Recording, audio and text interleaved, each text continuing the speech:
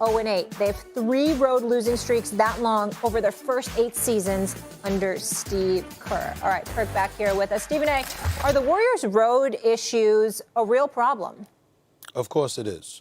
And we all know how I feel about the Warriors and picked them to win last year and had them representing this year again. This year on the road, they are inexplicably atrocious. It's just that simple. To the Golden State Warriors, I don't know what the hell is going on, but there's no excuse to be 7-24 on the road. That is just an utter embarrassment and a disgrace for a reigning champion. I don't know what the hell is going on. And I will tell you this, there's no way that if you're the Warriors, as good as you are, that you can win if you can't go on the road. Remember, they're not a top 4 seed. Any series that they play in the postseason is going to take them on the road. If you can't win games on the road, what the hell are you going to pull off? So it's nice to see Klay Thompson playing the way that he's played. Steph Curry's first game back, seeing what he's done. Still waiting for Andrew Wiggins to come back. We understand he's been out as well. We get all of that. I'm still concerned about their size. But at the end of the day, that road record is definitely a concern.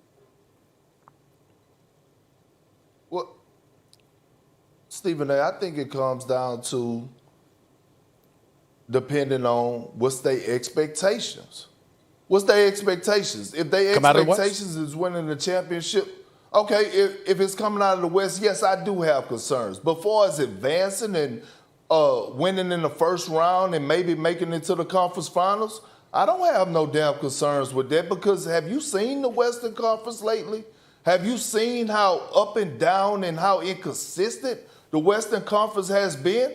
The Golden State Warriors, let me explain something to people, since everybody think that I'm a Warriors hater, right? But let me explain this. They've dealt with a lot this season, right? They dealt with injuries. They dealt with young guys not being able to find their way. Steph Curry has been out, missed a lot of games. Klay Thompson was on dealing with his injury history. He wasn't available a lot. But when you're the defending champions and you go on the road, you are the show.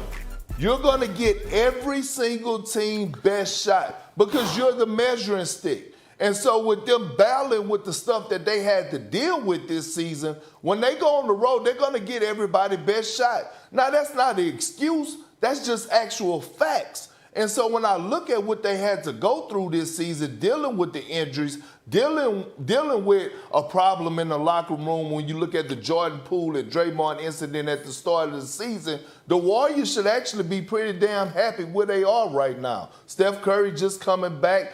Anthony Davis was on a mission last night. The Lakers were in a must-win situation. It happens. But I'm not worried about the Warriors when it comes to winning rounds in the Western Conference. But am I concerned for us them winning the ultimate goal of winning the championship? Hell yeah.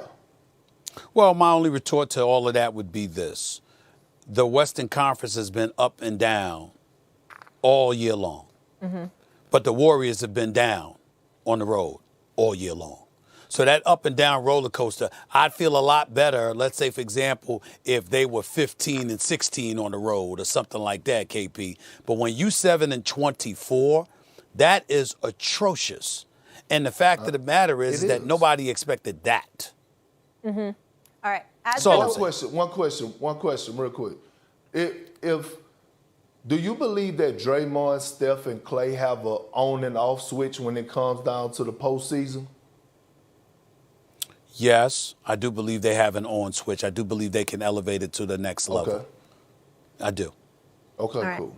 As for the Lakers, LeBron will be reevaluated in 2 weeks. Perk, if you want to laugh, we're going to re-air on ESPN2 starting at 12. Watch the segment when you couldn't hear us going to break. It is hilarious. You need to watch that back. They've been injured, but that if they are healthy here for this stretch run, that the Warriors have a real shot to repeat. What did we see from them yesterday? What do you see from them right now? Yeah, this is a difficult, situation because you can build a very strong case that when they've had their full team, the championship core that they had from last year, that lineup has been the best, most productive lineup in the NBA, even though it's only played about 300 minutes together this year. But that's not a concern because they have so much history together. They also have won at least one game in a run road game in a playoff series dating back a decade, like 27 consecutive series. They've won one road game. So them not having home court, in theory, wouldn't make you rule them out. But then I look at this and I go, there's 7-24 on the road. 7-24. The only two teams in the league with the worst road record are the Rockets and the Spurs, who are in tank mode. And, it's very hard. I'm trying to give them the respect that they have earned as the champs, and also thinking about them winning 4 consecutive series without home court advantage, the way that they have played for 5 months. I think that they're a serious contender, but they're running out of time to prove that they can catch that rhythm. I think for me, I'm scarred from last year's experience, y'all. I counted the Warriors way out, and we know how that ended. And so what I will say is I go back to something that Steve Kerr shared with us in our pregame meetings during the finals for radio coverage. Everything they do is about championships. Similar to last year, Steph has now had a chunk of rest when it's about to matter most. I think if they get their defender back in Gary Payton II, I think that matters. Just because it is so tight in the West, Greeny, VC, and Wendy, you can't count them out because there is no clear team. I mean, Nuggets, okay, you want to go Nuggets, but there is nobody that is head and shoulders running away with this thing. And so if you tell me I'm going with the team that has done it 4 times and has experience, I'm not mad at that. All right, so one more thing. Again, Vince, give us a final word, and then I got one more thing for you. Go. I just got one thing. I just think, yes, they are a championship. They have all the experience. But with the West and all of the scoring, we just talked about guys and duos that are scoring in the West. They're going to have to defend on the road. They're going to have to find ways to win on the road in the West if they want to kind of get to that moment and to the top of that mountain again. The West is going to be a shootout, y'all. But I hear you, VC, yes. That's but what I'm also, saying. So who's stopping them? But who's stopping them, too, right? It's just going to be a straight shootout all through the West. It is going to be wide open. We'll have the West Conference Finals this year. Have Curry back on the floor for the Warriors, taking on the Lakers, who are still playing without LeBron James, the two of them sharing a nice moment before the game. And early on, Curry kicking off some rust, but as the game went on, he looked very good. I mean, he is rested, and we know that Steph's game is so cerebral. If you let him get a look at the rim with nobody in his face, that's bad news. Look at the bench here, Monica. Look at them all. That's what I do, Greeny, when I'm working with you. Before you even start the show, I already counted. It's going to be a 3. You just turn your back and say, there's no question he knocks that in. Meanwhile, let's give credit to Anthony Davis. It's his job to carry them without LeBron, and he's doing it. Absolutely. And you know that this is in there, right? But potential becomes an insult when it means that you haven't lived up to something that people believe is in you. And he's starting to show. All right, so the Lakers were winning basically the entire game, but here come the Warriors late. Curry knocks it down. He had 27. It's a 5-point game. Next Warrior possession, it's Klay Thompson. He's going to bury the 3. It's a 2-point game.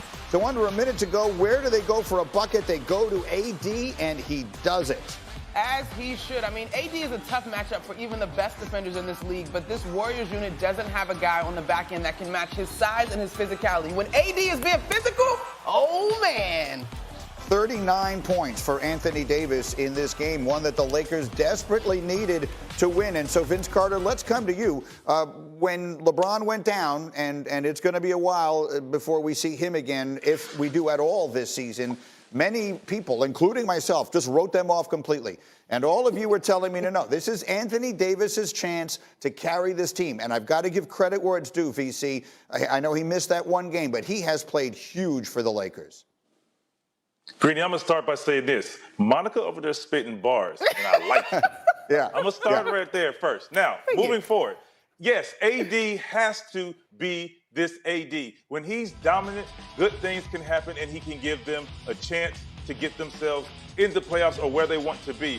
Yes, we don't know about LeBron James right now, so he must play this well, if not better. And he's established again the mentality. My thing was earlier in the year when we talked about this was his mentality. Yes, go play, demand the ball, even when LeBron James is on the floor, because you are the go-to guy and you are the reason and can be the reason why this Laker team can play well and go further or play well and get into the playoffs. And then LeBron James will follow. But I just felt playing through LeBron James first and AD being the second fiddle, wasn't going to work well for them because you're asking a lot for LeBron James and his body. Regardless of how amazing he's playing, they needed Anthony Davis to take